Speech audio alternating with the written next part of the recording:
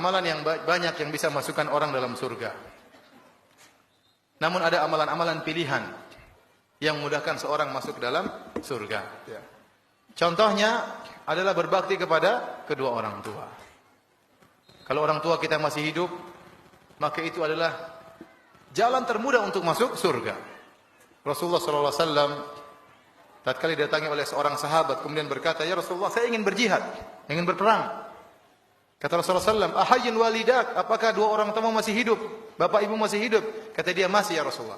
Kata Rasulullah sallallahu alaihi wasallam, "Maka berjihadlah dalam berbakti kepada kedua orang tuamu." Ini dalil bahwasanya berbakti kepada kedua orang tua termasuk jihad. Perlu perjuangan, perlu pengorbanan waktu, pengorbanan harta, tapi pahalanya luar biasa. Demikian juga ada seorang laki minta izin untuk berperang. Kata Nabi sallallahu alaihi wasallam, "Ahayyatun walidatuk?"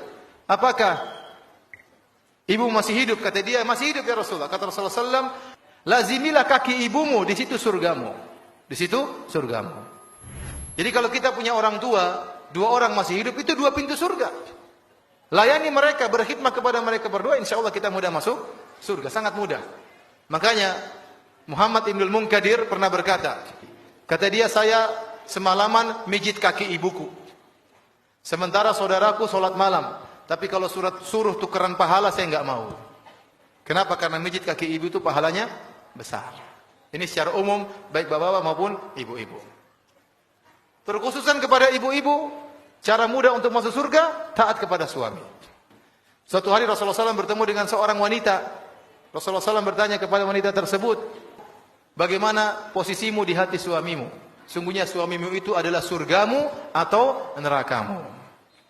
Kalau seorang wanita taat kepada suaminya, insya Allah mudah masuk surga. Tapi kalau seorang istri selalu membangkang kepada suaminya, maka ini berbahaya bagi dirinya.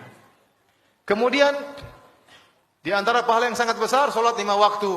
Salat 5 waktu, jangan pernah ditinggalkan.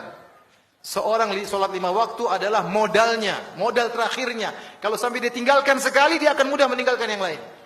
Kalau dia gampang-gampangkan dalam salat, yang lain juga dia akan gampang-gampangkan. Maka bagaimanapun kondisi, jangan pernah meninggalkan salat 5 waktu. Nabi bersabda tentang salat 2 rakaat sebelum subuh. Kata Nabi, 2 rakaat sebelum subuh lebih baik daripada dunia dan seisinya.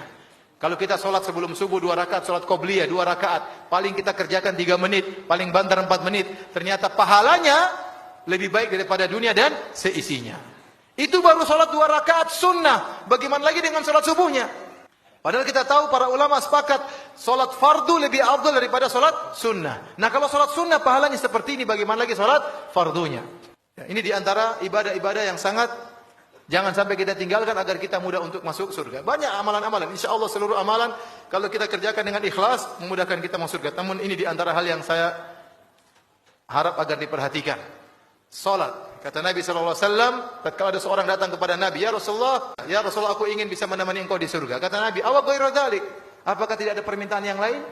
Ini permintaan berat, menjadi teman Nabi di surga berarti surganya tinggi. Nabi tanya, "Awa ghairu dzalik?" Tidak ada permintaan yang lain? Kata dia, "Huwa dzak." Yang saya minta itu ya Rasulullah. Kata Rasulullah SAW, "Kalau gitu tolonglah aku agar aku bisa berdoa kepada Allah, kamu sendiri harus banyak sujud." Kamu sendiri harus banyak sujud. Orang yang bahagia, orang banyak salat, banyak sujud. Kata Nabi SAW, tidaklah engkau sujud karena Allah, kecuali derajatmu akan dinaikkan dan akan dihapuskan dosa-dosamu. Semakin orang banyak sujud, dia semakin tinggi di sisi Allah. Meskipun mungkin orang lain merendahkan dia, tidak memandang dia, tapi dia sangat tinggi nilainya di sisi Allah Subhanahu wa ta'ala.